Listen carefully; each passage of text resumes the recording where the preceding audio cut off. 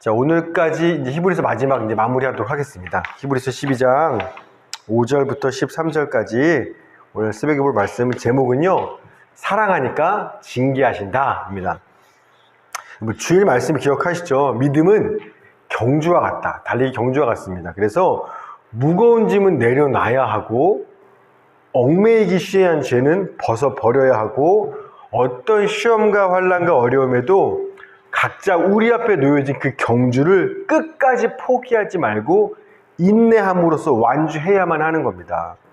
그러나 우리 힘과 의지로는 믿음의 경주를 완주할 수 없죠. 그래서 오직 믿음의 시작자, 창시자와 완성자이신 예수 그리스도를 바라볼 때, 그 주님께 시선을 고정할 때 인내하고 경주를 완주할 수 있다. 여기까지가 주일날 말씀이었는데요.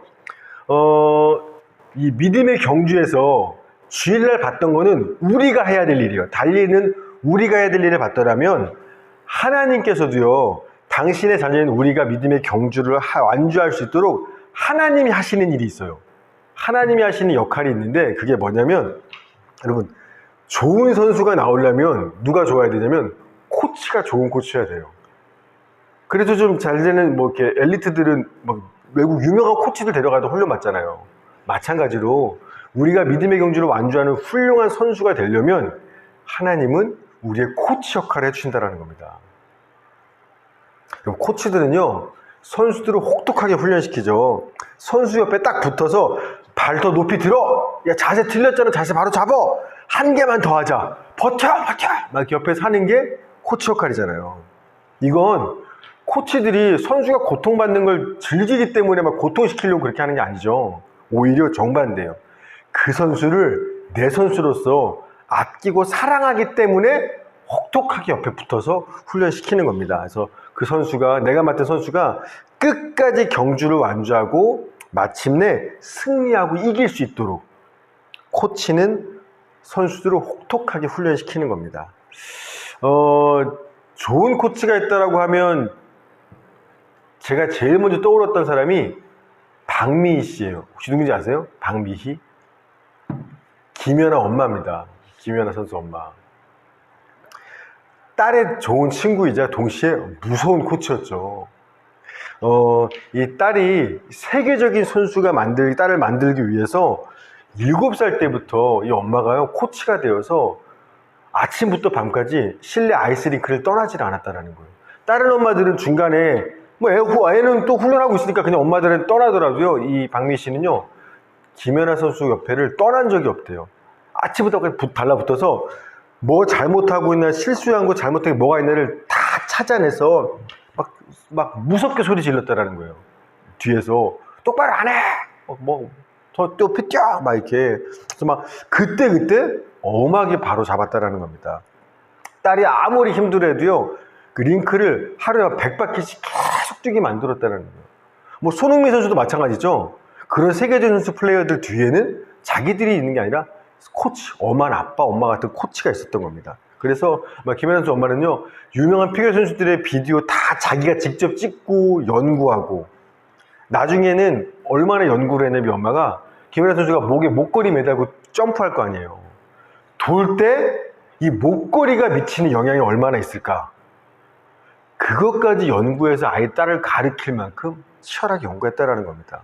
그래서 유명한 거는 딸이 점프해서 뛰는데 그 점프할 때 균형 잡아주기 위해서 스케이트 굽하고 날 사이에 작은 책받침 하나를 껴놔서 그 점프 균형도 맞췄던 게 이 코치였다라는 거예요. 그럼 김연아 선수가 아무리 뛰어난 재능을 타고났다 하더라도 이 엄마 같은 혹독한 코치를 만나지 못했더라면 아마 세계적인 선수는 될 수 없었을 겁니다. 여러분, 이게 바로 하나님께서 믿음의 경주를 하는 우리들에게 하시는 역할이에요.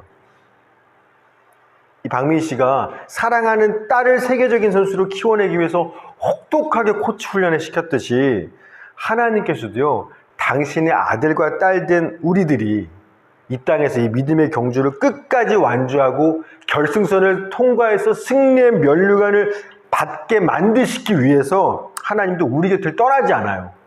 계속 지켜보시면서 우리가 잘못된 길로 나갈 때마다 가만히 있지 않고 막 소리도 치시고 엄하게 혹독하게 훈련하고 징계하신다. 이게 하나님이 믿음의 경주는 우리의 코치로서 하시는 역할이라는 겁니다. 그 말씀이 히브리서 12장 5절 6절에 나와 있는 거죠. 5절 6절 시작. 또 아들들에게 권하는 것 같이 너희에게 권면하신 말씀도 잊었도다. 일렀을 때 내 아들아 주의 징계하심을 경히 여기지 말며 그에게 꾸지람을 받을 때 낙심하지 말라. 주께서 그 사랑하시는 자를 징계하시고 그가 받아들이시는 아들마다 채찍질하심이라 하였으니. 아멘. 하나님께서 사랑하고 받아들이는 자기 친아들이기 때문에 뭐한다? 그래서 징계도 하고 채찍질도 그래서 하신다라고 말씀하고 있는 겁니다. 여러분, 따라서 주님의 징계를 받을 때 경히 여기다라는 건 아이씨 왜 그래?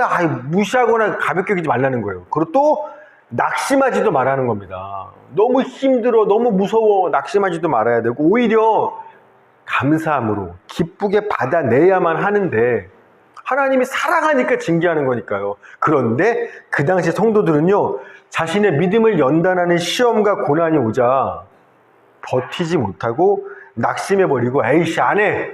그 믿음의 경주를 포기하고 유대교로 돌아가 버리고도 했다라는 거예요. 여기서 우리말 성경에는 징계라고 번역이 되었지만 원래 뜻은요, 파이디오라 그래서 아이를 훈련시키다, 교육시키다라는 거예요. 그래서 징계라는 단어보다 원래대로 번역하면 훈육? 우리 편으로 훈육이라는 단어가 더 좋은 번역 같습니다. 이 훈육 안에 징계도 포함되어 있는 거죠. 훈육할 때 뭔가 잘못된 부분을 징계함으로써 훈육을 하는 거죠. 여러분, 목사인 제 눈에도요, 성도들을 딱 보면 이 성도는 어느 부분이 믿음이 약하구나, 어떤 부분에서 연약한 부분들이 있구나, 요게 잘못됐고 부족하구나, 제 눈에도 보여요. 그래서 이거 요대로 그냥 내버려 두면 지금은 교회 다니고 신앙생활 하는 것 같지만 얼마 못 가서 시험 들 거고 상처받을 거고 믿음 흔들리다가 그 믿음의 경주에서 실족하고 넘어질 게 목사인 제 눈에도 보입니다. 그래서 성도들 각자에게 맞게 그 연약하고 부족한 부분들을 훈련하기 위해서 저도 목회를 할 때 거기에 맞는 양육과 훈련, 제가 가끔 엄한 사랑 한다고 하는데 엄한 사랑을 저도 목사로서 하는 겁니다. 그래서요, 히브리서 기자가 뭐라고 말하냐면 목사에 대해서도 얘기해요. 자, 히브리서 13장 17절 한번 보시겠습니까? 13장 17절 시작. 너희를 인도하는 자들에게 순종하고 복종하라. 그들은 너희 영혼을 위하여 경성하기를 자신들이 청산할 자인 것 같이 하느니라. 그들로 하여금 즐거움으로 이것을 하게 하고 근심으로 하게 하지 말라. 그렇지 않으면 너희에게 유익이 없느니라. 아멘. 성도들의 유익을 위해서 수고하는 자가, 깨어 늘 기도하는 몸 힘쓰는 자가 인도하는 목회자니까 그들이 즐거움으로 목회할 수 있도록 목회자들, 인도자들의 말에 순종하고 좀 복종하며 따라주라. 목사를 위해서가 아니라 너희들의 유익을 위해서 목회자가 하는 거니까, 그래서 이런 조언도 하는 겁니다. 여러분, 일개 목사도요, 내가 맡은 성도들을 양육하고 훈련시켜서 지금보다 좀 더 강한 완전한 믿음의 사람으로 만들려고 몸부림을 치는데 막 기도하고 양육 훈련하는데 하물며 하나님은 어떻겠어요? 그리고 목사는요, 아무리 제가 신경 쓰고 조심한다고 해도 그 양육과 훈련할 때 당연히 실수하고 잘못할 수 있어요. 잘못 훈육할 수 있어요. 잘못 볼 수 있어요. 자, 그러나 하나님은요, 결코 실수하거나 잘못하지 않으세요. 하나님께서는요, 당신의 자녀들이 이 믿음의 경주를 완주하고 승리하는 강한 믿음의 사람으로 만들기 위해서 하나님이 하시는 훈육과 징계는요, 절대 실수와 잘못하지 않으시는 거예요. 그리고 그 훈육과 징계는 100% 우리의 유익을 위한 선한 것이며 자녀를 향한 아버지의 사랑이라는 겁니다. 100%예요. 제가 지금도 신천지 집사님들하고 계속 연락하며 지냅니다. 친하게 지내요. 그리고 정말 제 마음에 이분들이 너무 친해졌어요. 그분들도 아마 그럴 거고요. 그래서 제가 처음에 이분들하고 이제 관계를 끊어야겠다라고 마음을 먹고 엄한 사랑을 각오를 하고 교회를 불러서 몇 달 전에요. 불러서 그때 했던 이야기가 있어요. 두 집사님들 성경 봅시다. 우리 사도행전 5장 펴보세요. 읽으세요. 그래서 뭐라 했냐면 아나니아 삽비라 이야기입니다. 아나니아 삽비라가 감히 하나님이 세운 종 앞에서, 하나님의 교회 앞에서 거짓말을 했기 때문에 죽임을 당하는 벌을 받죠. 두 분들도 지금은 본인들이 옳다고 믿으시겠지만, 만약 제가 무슨 말을 지금 말이 안목하겠지만, 만약에 앞으로 두 분 가정과 삶에 갑자기 무슨 아픔과 어려운 일이 생기게 되면 그건 오늘이 아나니아 삽비라처럼 하나님이 직접 때리시고 징계하는 것인 줄 알고 그때가 되면 회개하고 돌아오세요. 그럼 제가 도와드릴게요. 그런데요, 저도 그냥 준비했던 이야기가 아닌데 그냥 그렇게 예언하듯이 그렇게 던지고 말았는데 진짜로 무슨 일이 생겼어요. 그래서 지난달에 두 집사님 중에 한 분의 남편분이 아침에 출근하는 길에 갑자기 계단에서 걸어 넘어져서 다리가 심하게 다쳐서 저한테 목사님 기도 좀 부탁한다고, 남편이 많이 다쳤다고 해서 제가 기도하고 문병도 갔다 왔어요. 근데 지난주에 또 다른 집사님한테 연락이 온 거예요. 두 분 중에 한 분은 또 다른 분한테 몇 주째 지금 머리가 너무 아프고 위가 아파서 아무것도 못하고 집 밖에 못 나가고 계시다고. 근데 병원에서 이유를 모르겠다고 한다고. 제가 이 이야기를 듣자마자 몇 달 전에 했던 그 이야기가 생각나는 거예요. 저는요, 사실 이분들 좀 이렇게 마음에서 놨었거든요. 제가 맡은 우리 교회 성도들 목회하기도 그냥 버거운데 굳이 다른 분들까지. 그런데 제가 이거 딱 보고서 와, 하나님이 이분들 포기하지 않으시고 사랑하시는구나라는 그걸 보고 알긴, 무슨 일이 생긴 거를 보고 제가 하나님이 이분들 포기하지 않았구나, 돌아오게 하고 사랑하고 싶으시구나, 사랑하시는구나는 제가 알았어요. 그래서 요새 정말 힘을 다해 이분들을 위해 기도하고 있고, 왜 하나님이 붙잡고 계시니까 징계받는 모습을 보고 제가 확인하고 있습니다. 따라서 여러분, 하나님의 훈육과 징계를 받으면 끝까지 참고 인내하면서 겸손히 받아내야만 하는 거예요. 그런데 대부분의 성도들이 그렇지 못하다라는 겁니다. 예수 믿고 순종하고 말씀대로 살았더니 뭔가 성공하고 잘 될 줄 알았는데 이게 뭐야? 주님 말씀대로 살았더니 맨날 실패하고 이런 고통을 겪어야 돼? 하나님 원망하면서 그 믿음의 경주를 포기해버리거나 인내하며 오래 참지 못하고요, 그 하나님의 훈육과 징계의 자리를 자기 마음대로 피하거나 도망쳐버려요. 힘드니까. 그런 사람들이 태반입니다. 여러분, 그렇게 신앙생활 했기 때문에 예수 믿은 지 벌써 수십 년이잖아요. 5년, 10년, 20년, 30년. 그런데도요, 믿음이 하나도 성장하지 않아요. 늘 제자리예요. 코치가 훈련하고 징계하면 그대로 좀 받고 따라와줘야, 힘들어도 버텨, 좀 더 가!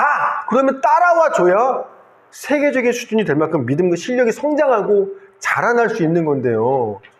조금만 힘들면 나 못하겠어요, 안 할 거예요, 포기하고 그냥 도망쳐버리니까 수십 년 예수를 믿어도 세계적인 크리스찬으로 성장하는 게 아니라 늘 초신자 때만 그 수준을 벗어나지 못하는 거예요.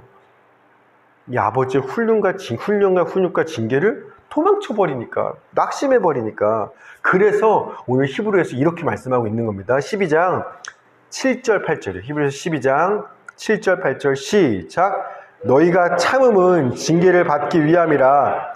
하나님이 아들과 같이 너희를 대우하시나니 어찌 아버지가 징계하지 않는 아들이 있으리요. 징계는 다 받는 것이거늘 너희에게 없으면 사생자여 친아들이 아니니라. 아멘. 징계가 아니라 훈육으로 생각하셔도 돼요. 너희가 참음은 징계, 훈육을 받기 위함이라. 받아내야 된다라는 거예요. 아들이니까 한다는 겁니다. 저한테요, 자녀가 4명 있잖아요. 어린 아이니까 당연히 매일 잘못합니다. 매일 훈육받고 징계받을 일이 매일 있어요. 근데요, 저나 아내가요, 제가 낳은 친딸들이 예나와 예인이가 잘못하면요, 회초리를 들어요. 엄하게 매를 때립니다. 그러나 저의 친자식이 아닌 은찬이와 희정이가 잘못하면요, 회초리 들지 않아요. 손 들고 서 있어, 벽 보고 반성해, 이렇게 하고 맙니다. 왜 그러죠? 제가 친딸들을 더 미워하기 때문에 그래요? 정반 되잖아요. 내 친딸이니까, 더 사랑하니까 더 엄하고 혹독하고 훈련하고 징계하는 겁니다. 사랑하기 때문에 그래요. 내 딸이니까. 여러분, 이건 사랑인 겁니다. 더 엄하게 훈련하고 때리는 게. 오늘 히브리서가 딱 그 하나님의 이야기를 말씀하고 있는 거예요. 하나님은 우리가 당신의 사생자가 아니라 친아들이기 때문에 엄하게 징계하고 훈육하는 것이라고. 그러니까 그런 훈육과 징계를 받으면 낙심하거나 왜 이래 막 이러면서 분노하고 도망칠 게 아니라 겸손하게 받아들이고 인내로 참아내라고. 아버지가 사랑해서 하는 거니까 이렇게 말하는 겁니다. 그런데요, 우리는 딱 예인이 같아요. 우리 예인이가 그러거든요. 난 잘못하면 왜 무섭게 맴매하면서, 왜 희정 언니가 나랑 똑같이 싸워서 잘못했는데, 둘이 싸워서 둘이 잘못했는데 왜 나는 맴매하고 희정 언니는 안 때리냐는 거야. 쉬운 거 벌 주냐는 거예요. 그러면서 서럽게 통곡하기를 아빠 엄마는 나만 미워해. 진짜 오해죠. 진짜 바보 같은 소리죠. 우리도 그런데 하나님한테 똑같이 한다는 거예요. 예인이처럼. 아니, 세상 사람들은 온갖 거짓말, 불의, 편법, 나쁜 짓 다 해도 하는 일마다 잘 되더만, 복받고 성공하고 만사형통하더만, 왜 나는 예수님도 믿고 말씀대로 살아보려고 성경대로 거룩하게 살려 몸부림을 치는데 하는 일마다 하나도 안 도와줘서 안 되고, 별로 죄 같지도 않은 조그만 죄 하나만 져도 그냥 뭔가 막 맴매를 하시기 시작하고, 심지어 내 마음에 품어서는 안 될 나쁜 마음 하나만 품어도 그것도 그냥 못 내버려 두고 얼른 달려들어서 막 창피도 주고 혼도 내시고, 왜 하나님은 자꾸 이렇게 고통스럽게 날 때리기만 하는 거야. 겨우 요 정도 잘못한 거 하나 가지고. 그러면서 하나님께 시험 들어서 믿음의 경주를 포기하고 분노하고 떠나버리는 사람들을 너무너무 많이 봐요. 예수 믿어도 잘 되는 거 하나도 없다면서. 여러분, 하나님께서 우리에게 아픈 고난과 훈육과 때로 잘못하면 심하게 매질까지 하시면서 징계하시는 이유가 뭐예요? 10절에 써 있어요. 12장 10절, 히브리 12장 10절 시작. 그들은 잠시 자기의 뜻대로 우리를 징계하였거니와 오직 하나님은 우리의 유익을 위하여 그의 거룩하심에 참여하게 하시리니라. 아멘. 하나님 우리를 왜 훈육하고 잘못하면 때리시냐면 우리의 유익을 위해서. 우리가 아버지의 거룩하심과 같이 완전히 거룩한 하나님의 자녀가 되게 하시기 위해서, 우리가 믿음의 경주에서 탈선하지 않고 끝까지 완주하며 마지막 영광과 승리의 면류관을 쓰고 거룩한 아버지의 나라에 들어가게 하시기 위해서, 그래서 우리를 엄하게 훈육하고 징계하신다라는 겁니다. 여러분, 당연히요, 훈육과 징계는요 즐겁지 않아요. 아프고요, 고통스럽고 힘들어요. 주일날 우리 무하마드 알리 얘기했죠. 알리가 훈련이 뭐라 그래요? 매 훈련마다 고통스럽다고 말하죠. 여러분, 훈육과 징계는요, 코치의 훈련은 당연히 고통스럽고 힘든 겁니다. 그러나 이 시간을 인내로 버텨내면서 그 연단을 받아낸 사람들은요, 죽어서 천국 가요, 물론. 근데 죽어서 천국 가기 전에 먼저 이 땅에서도 그 연단의 열매들을 맛볼 수 있다는 거예요. 자, 히브리 12장 11절입니다. 시작. 무릇 징계가 당시에는 즐거워 보이지 않고 슬퍼 보이나 왜 아멘. 그 징계와 훈련을 받아내고 연단 받는 사람들은요, 결국에 의와 평강의 열매를 맺는다. 여러분, 성경에서 의라는 말은 뭐냐면 하나님께 바른 관계에 있는 걸 의라고 말해요. 그러니까 하나님의 말씀대로 다 의롭게 순종하며 사는 사람, 그래서 그러니까 바른 관계를 맺고 있는 사람이 의로운 사람, 의고요. 평강은요, 하나님과 의로운 바른 관계를 맺고 있는 사람이 마음에 누리는 게 평강이에요. 하나님과 바른 관계에 있으니까 불안하고 두려울 일 없죠. 늘 평안할 수밖에 없죠. 그래서 의와 평강은 이렇게 이어지는 겁니다. 연단을 받아내면 이 의와 평강의 열매를 맺는다라는 거예요. 제가 호주에서 잘 살았거든요. 나름 풍족하게 부족함 없이. 근데 하나님께서 저를 연단하시기 위해서 한국을 보내셨어요. 그래서 한국에 와서 제 생각에 어제 계산해 보니까 한 7년 정도 되는 것 같아요. 한 7년 정도 혹독하게 저를 훈련시킨 게 있습니다. 뭐에 대해서냐면 돈에 대해서요. 한 7년 정도 호주에서 부족하면 저를 한국에 보내시더만 복 주시는 게 아니라 마치 아브라함한테 떠나 그러고 나서 가나안에 왔더니 기근이 임해서 도망칠 수밖에 없던 것처럼 저도 믿음으로 떠나면 복 받을 줄 알았어요. 믿음으로 영주권 복귀가 떠났으면 복이 아닌데 그때부터 혹독한 훈련을 시작하는데 이 돈에 대해서 저를 훈련하기 시작했습니다. 진짜 한 주 한 주 어떨 때는 한 주가 아니라 당장 그날 먹고 생활할 돈이 없는 거예요. 이 비유가 아니라 진짜로요. 뭐 월세도 내야 되죠. 내 식구 가족 식비도 필요하죠. 신대원 학비도 필요하죠. 생활비 등 돈 들어갈 곳은 너무나 많은데 하나님이 알바도 못하게 하세요. 돈도 벌지 말라 못하게 하시고 심지어 나중에는요 은찬이 아들 데려다 키우라는 겁니다. 우리 내 식구 살 형편도 진짜 없는데 그러면서 막 코너로 계속 모시는 거예요. 날마다 돈이 필요한데요. 매일 돈이 없으니까 날마다 간절하게 주님 좀 살려주세요. 주님 좀 도와주세요. 주님을 붙잡고 의지할 수밖에 없는 그 광야 40년 그런 시간들을 한 7년 동안 그 훈련들을요 혹독하게 시키셨어요. 제가 시흥에 쉼터 다닐 때 정말 교통카드밖에 없었어요. 진짜 아이들이 앞에 편의점에서 뭐 하나 사달라고 했는데도 그거 몇천 원 살 몇천 원이 없었어요. 진짜 교통카드만 들고 그 시흥 쉼터를 그렇게 다녔어요. 어떨 때는 제가 어디 말씀 전하러 갈 때로 기억하는데 늘 제가 통장을 확인하고 가요. 움직이려면 그러니까 늘 통장이 제로니까 어디 누가 부르면 가야 되는데 교통카드는 얼마나 있는지. 그래서 근데 그날 제가 왜 확인하지 않았는지 모르겠지만 그냥 차를 갖고 출발해서 기름 넣고 가려고 기름이 앵꼬니까 이제 기름 주유소에 기름을 넣었는데 카드를 냈는데 역시나 돈이 없었어요. 몰랐어요. 저 그래도 한 1, 2만 원 있을 줄 알았어요.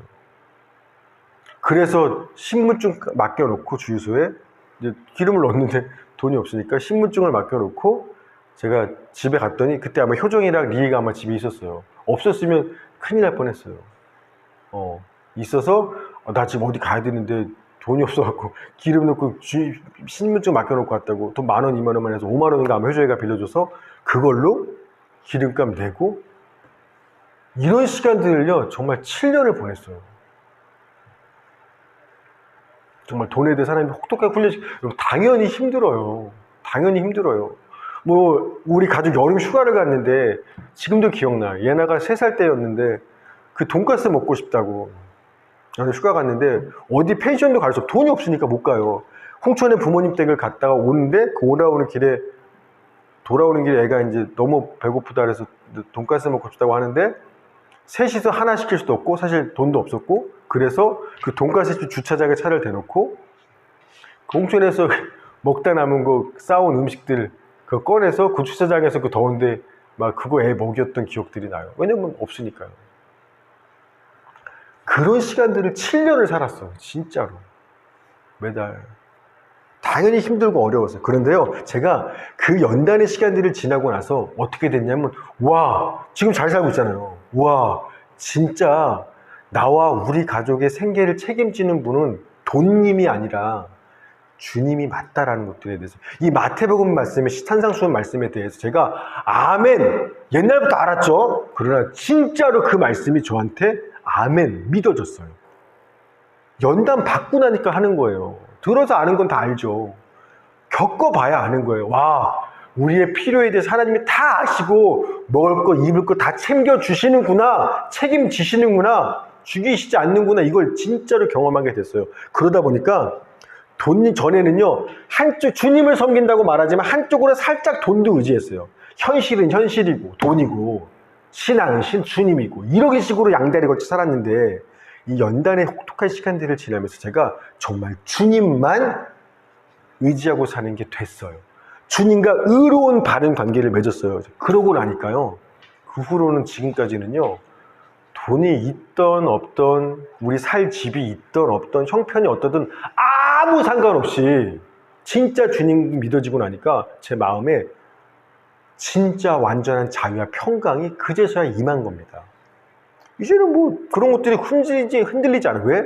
이미 그 연단을 통해서 주님이 나의 주님이라는 걸 너무 분명하게 경험하고 나니까 이제는 뭐 어떤 상황에 대해서 굶어 죽으면 어떡하지? 망하면 어떡하지?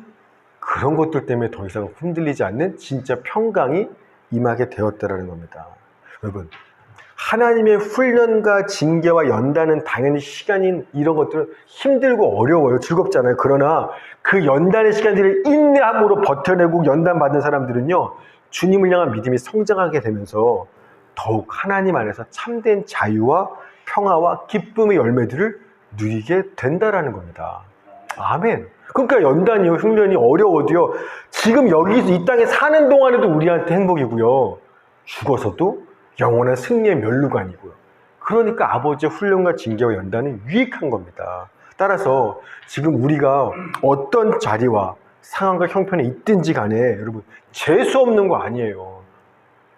그 자리는요, 하나님께서 사랑하는 나를 믿음의 경주자로 훈련하고 연단하고 뭔가 내 잘못된 부분들을 바로잡기 위해서 징계하시는 사랑의 자리라는 겁니다.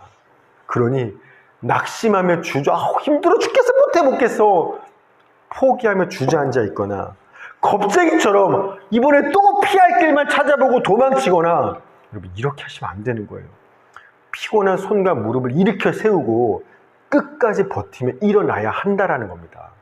그게 히브리 12장 12절 13절의 결론입니다. 12, 13절이요. 시작. 그러므로 피곤한 손과 연약한 무릎을 일으켜 세우고 너희 발을 위하여 곧은 길을 만들어 저는 다리로 하여금 어그러지지 않고 고침을 받게 하라. 아멘.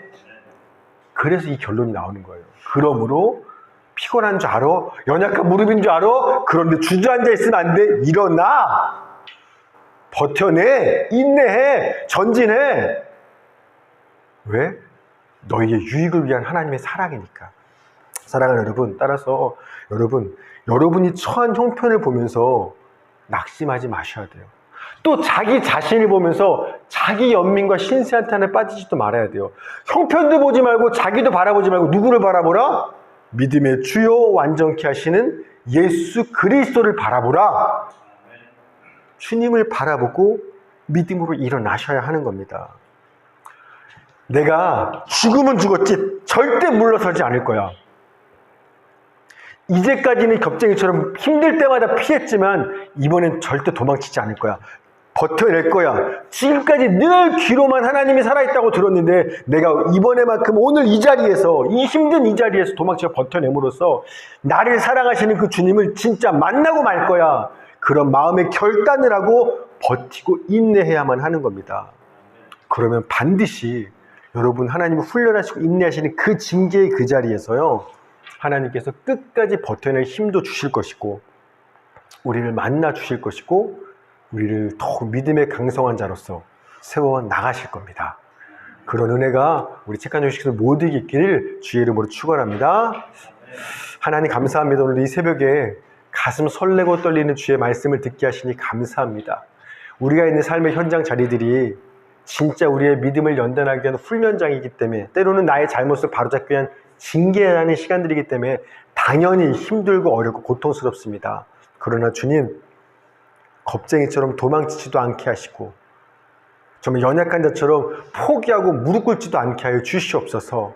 피곤한 손과 연약한 무릎이지만 일으켜 세우고 믿음으로 주님 바라보면서 꿋꿋하게 서게 하여 주시옵소서.